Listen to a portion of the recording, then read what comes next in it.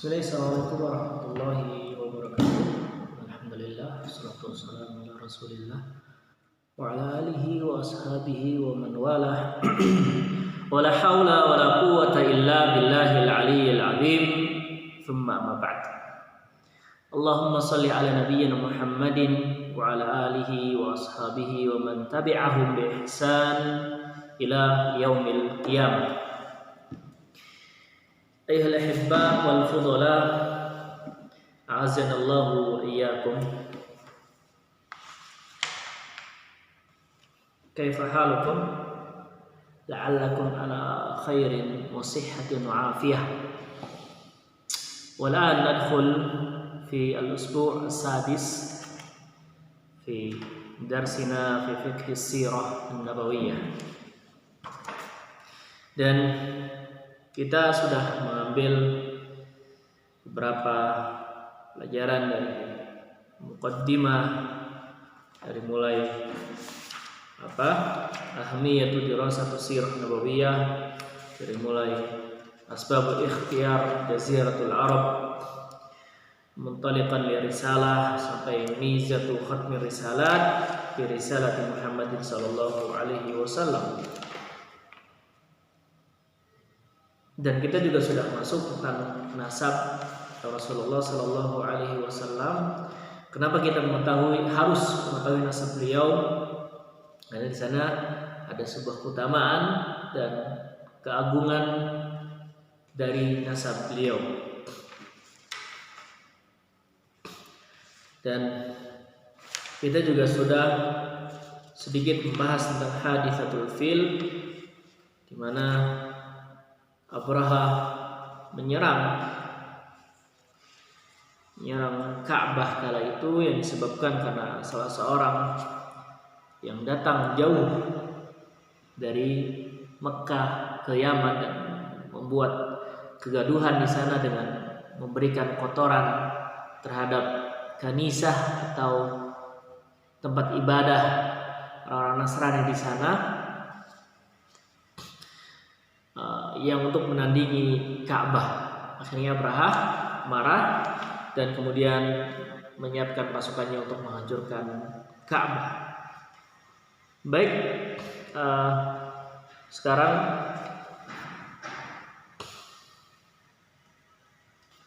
kita mulai terhadap poin-poin pelajaran yang bisa kita ambil dari kisah penyerangan Abraha ke kota Mekah, dan beberapa kisah yang sudah Ustaz sampaikan, termasuk kisah seorang laki-laki yang memberikan kotoran kepada tempat ibadah yang Abraha bangun untuk menandingi Ka'bah tersebut.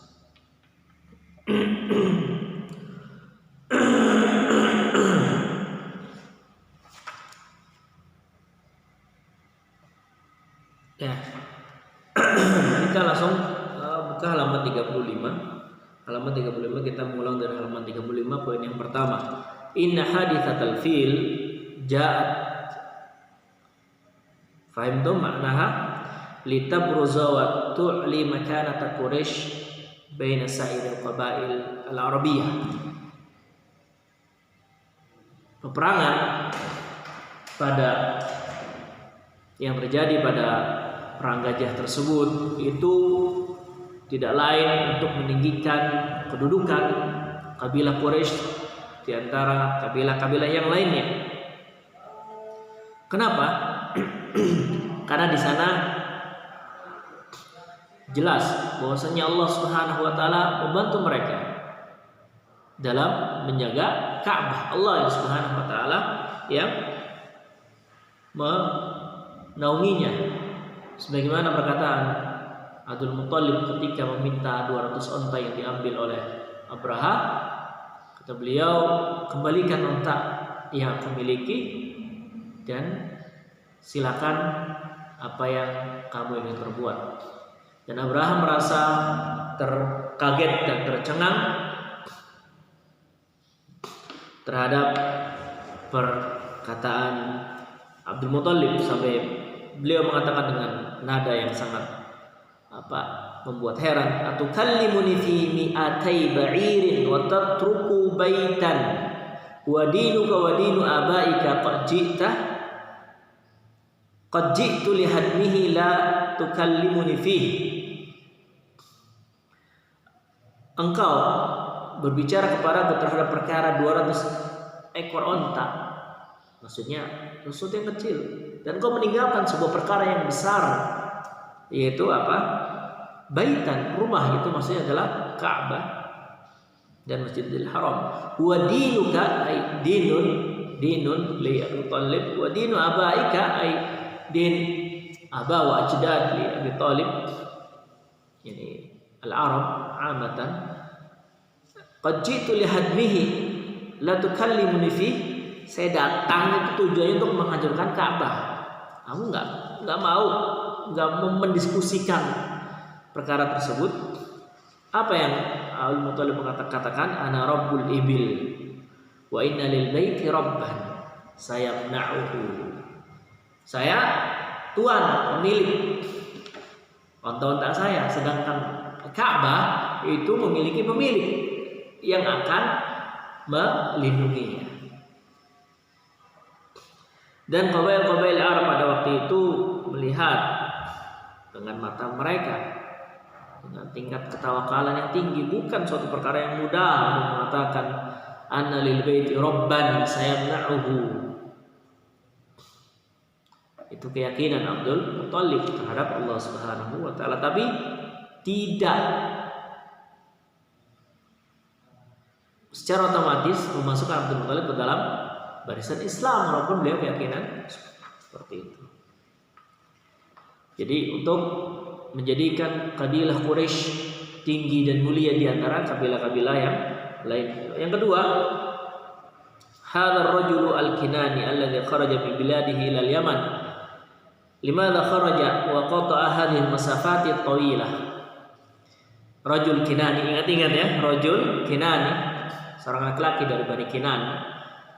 Qata'a masafat tawilah, ay dhahaba min Makkah ila al-Yaman.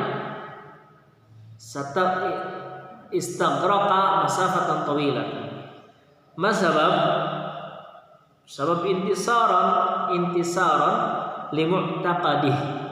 limu'taqadih. Jadi untuk menolong, jadi dia ada keyakinan apa yang bisa saya lakukan sebagai ghirah, rasa kecemburuan, kemarahan terhadap agamanya, yaitu Ka'bah. Karena jelas Abraham membangun kanisah yang besar itu adalah untuk menyayangi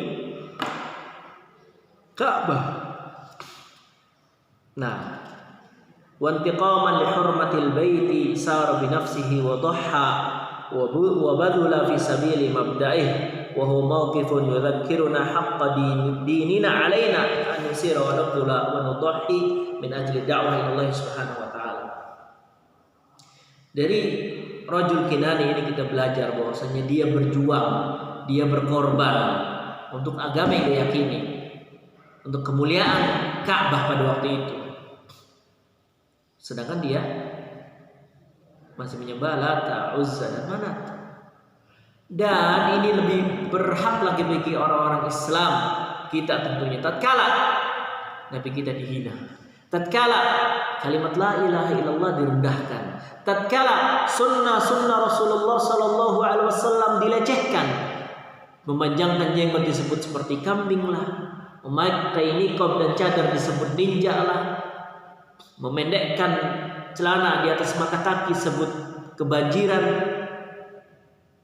Harus marah kita ketika sunnah Rasulullah sallallahu alaihi wasallam dihinakan.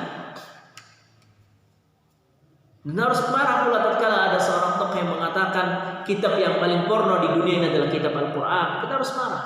Dan ada tokoh yang mengatakan demikian dan sudah berlalu.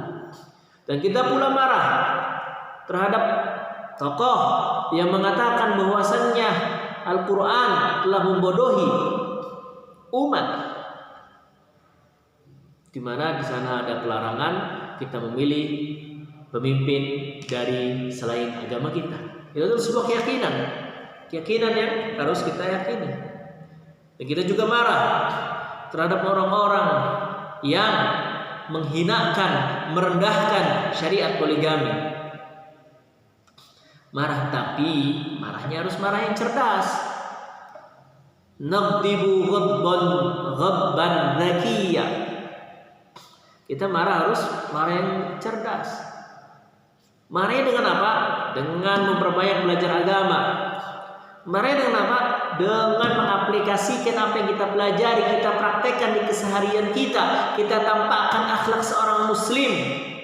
Bahwasanya agama ini mengajarkan perdamaian, agama ini mengajarkan kebaikan, agama ini mengajarkan sesuatu yang baik dan semuanya baik. Marahnya harus seperti itu. Nggak perlu kita bakar bendera, nggak perlu kita turun ke jalan, nggak perlu kita berteriak sampai mengumpat pemimpin kita. Poin yang ketiga, inna ahwal al-Arab waqta hadithatul fil tadullu ala annahum kanu awza'an wa ashtata. أن أحوال العرب سأتكلم باللغة العربية في نقطة ثالثة. أن أحوال العرب في تلك حين أي تزامن بزمن حادثة الفيل. العرب أشتاتا متفرقة مختلفة بين قبائل وأقوالهم شتى لا يكون متحدا. فمنهم هو خاضع للأكاسرة في العراق، ومنهم من هو خاضع للروم في الشام، ومنهم من هو خاضع للأحباش في اليمن. احفظوا هذه النقاط. خاضع للأكاسرة في العراق، الأكاسرة في العراق، ومن خاضع للروم في الشام، ومن خاضع للأحباش في اليمن، ومنهم القبائل العربية المتحاربة وسط الجزيرة العربية. حتى بين القبائل يتحاربون بينهم، يتحاربون بعضهم بعضا. هكذا العرب قبل بعثة النبي صلى الله عليه وسلم، قبل مولد النبي صلى الله عليه وسلم التي تزامنت بحادثة الفيل. ولما جاءهم هذا الغزو الخارجي ماذا صنع بهم؟ كان يمر القبيلة تلو القبيلة فتتساقط بين يديه، فلم يكن العرب بصفاتهم عربا ما كان في هذا العالم. فما حدث في قصة الفيل كان مقياسا لحقيقة العرب وقوتهم المجردة من الإسلام حينما تتعرض لغزو خارجي. انظر أيها الأحبة والفضلاء أن هناك قبائل سوى قبيلة قريش، وقبائل يعتبرون وينظرون عندما جاء أبرهة لهدم الكعبة المكرمة ماذا فعلوا العرب؟ العرب يسقطون ساقطون دون مناصرة القريش، وهذا تدل على متفرقة قبائل في العرب ذلك الوقت. وعندما جاء الإسلام العرب يكون متحدا بينهم، والعالم يعرف قيمة العرب حتى الثلث من العالم تحت لواء الإسلام. هذا نقطة ثالثة، فاحفظوا واهتموا بنقطة ثالثة سيخرج في الاختبار. ونواصل في صفحة 40 نقطة الخامسة. أن عبد المطلب عندما قال عبارته المشهورة وللبيت رب يحميه ولم يقلها من باب تخلي عن تحمل المسؤولية. Abdul Muthalib mengatakan inna lil baiti rabban, bukanlah sebuah perkataan untuk melepaskan diri dari kewajiban dia sebagai pemimpin untuk mempertahankan Ka'bah. Bukan, tetapi apa? Humul Arab ma'rufun bi anfusihim wa izzatihim wa syaja'atihim. Arab diketahui akan keberaniannya, kegagahannya dan semangatnya. Walakinnahu qala min babil indzar wa tahdid lil amr. Qala Abdul Muthalib hadza wa inna lil baiti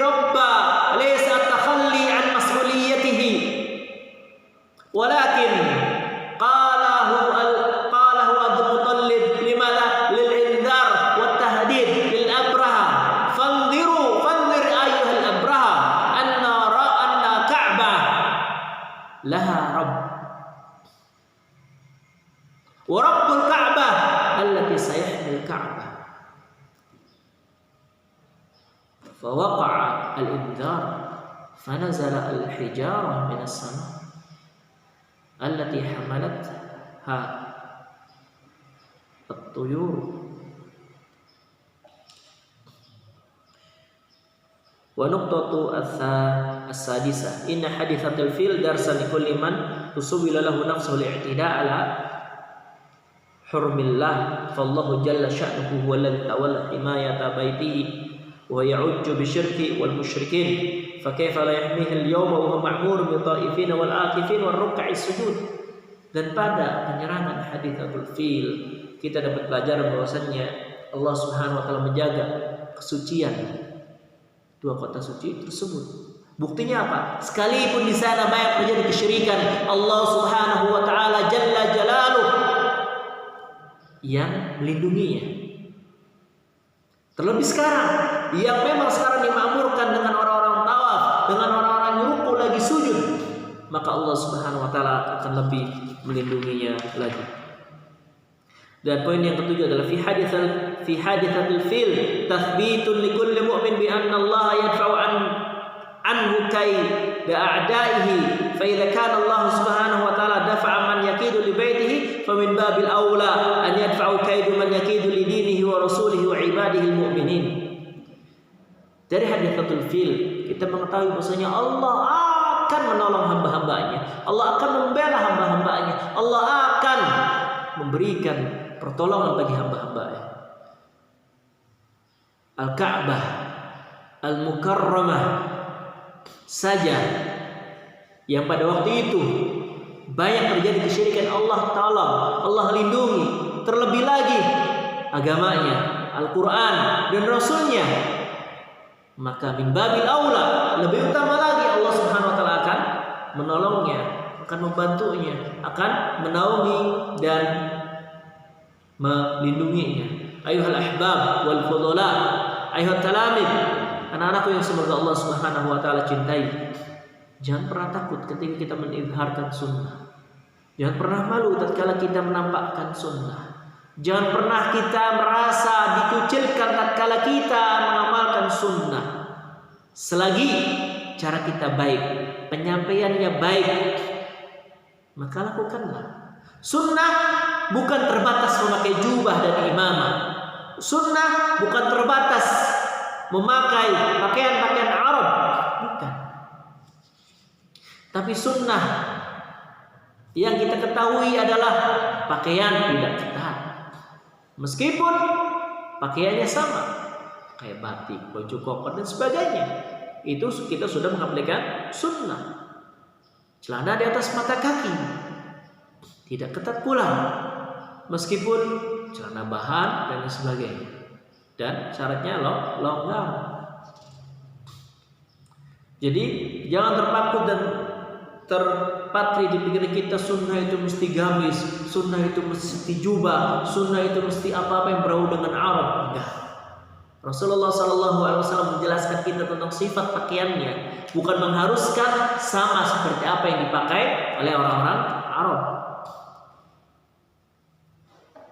Tapi termasuk sunnahkah kita ketika memakai gamis atau jubah yang memang Rasulullah SAW senang memakainya? Kalau kita niatkan mencontoh apa yang dilakukan Rasulullah SAW, maka kita diganjar niat berpahala sunnah. Tapi tidak mesti selalu menggunakan jubah. Yang kedelapan, anna himayatullahi jalla sya'nuhu li hadzal bait talafatin nazar ila anna li hadzal bait ahmiyatun khassah.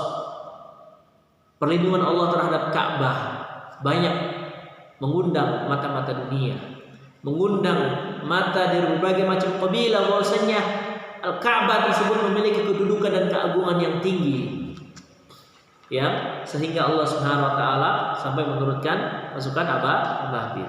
Yang kesembilan, anna hadhil qabilah allati nusirat fi hadithatil fil wa muyizzat ala sa'ir al-qabail khussat bil himayah al-ilahiyyah thumma yub'atsu minha ar-rasul naqifu 'inda hadha wa naqul ma sababu ikhtiyariha li takuna qabilatur rasul hunaka qabail katsira fil arab lakin an tabruza qabilatan thumma yub'ath minha ar-rasul hadha yurshiduna ila i'ta'il kubara awlawiyya wa ahmiyya fid da'wah.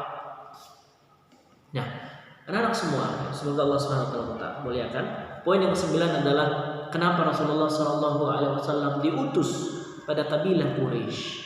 Diutus dari kabilah Quraisy karena di sana ada kemuliaan. Karena kabilah Quraisy pada waktu itu memegang siqayah dan ifadah, memberi minum dan memberikan makanan pada pengunjung yang berhaji. Maka di sana ada kedudukan yang mulia. Maka disitulah di antara sebab Rasulullah Sallallahu Alaihi Wasallam diutus dari nasab yang mulia. Dan yang ke-10 yaqulu Syekh Muhammad Al-Utsaimin wa inna ma hamallahu azza wa jalla al-Ka'bah min hadzal fil ma annahu fi akhir zaman sawfa yusallitu 'alaiha rajulun min al-Habasyah yahdimuha hajaran hatta tatsawa bil ardi lana qissat ashabil fil muqaddimatun li bi'tsatir rasul qulu fi ta'dhimul bait amma fi akhir zaman fa inna ahlal bait idza ahanuhu wa aradu fihi bil ilhad bidzulmin lam ya'rifu qadruhu hina idzin sallallahu alaihim man yahdumuhu hatta la yabqa ala wajhil ardi wa li hadha yajibu ala ahli Makkah khasatan an yahtarizu min al-ma'asi wa dzunub wal kaba'ir. Dan pada haditsatul fil juga ada sebuah pelajaran bahwasanya tatkala seseorang bermaksud kepada Allah Subhanahu wa taala, maka kemuliaan akan Allah cabut. Kemuliaan akan Allah cabut. Namun tatkala manusia itu mengamalkan apa yang Allah perintahkan, apa yang Rasulullah sallallahu alaihi wasallam ajarkan, maka kemuliaan akan senantiasa pada umat Islam. Maka dari sini kenapa Ka'bah Allah Subhanahu wa taala melindungi? Karena Allah sedang mempersiapkan kelahiran manusia terbaik, manusia yang mulia, yaitu baginda Muhammad sallallahu alaihi wasallam. Maka dari itu, ayuhal ahibba, bukan hanya saja penduduk Makkah saja, bukan. Untuk mengembalikan kejayaan, mengembalikan kemuliaan Islam dan muslimin, hendaklah kita sebagai kader-kader muda, kita sebagai penerus bangsa, kita sebagai anak-anak muda yang berpotensi, hendaklah senantiasa apa? Memperdalam agama. Senantiasa apa? Menjalani apa yang Allah Subhanahu wa taala perintahkan, menjalani apa yang Rasulullah sallallahu alaihi wasallam ajarkan. Maka di situ kita akan mendapatkan kejayaan. Baik, pelajaran sampai di sini. Sengaja Ustaz memakai bahasa Indonesia likai tafhamu ma qultu lakum wa tafhamu min ad-darsi wat dirasah. Fa insyaallah taala sanwasil darsana fi liqa'il qadim fi maulidur rasul sallallahu alaihi wasallam bil lugha al arabiyyah fasta'iddu waqra'u ma fihi min al qira'at wal qissah wa sallallahu ala nabiyyina Muhammadin wa ala alihi wa ashabihi wasallam. Assalamualaikum warahmatullahi wabarakatuh.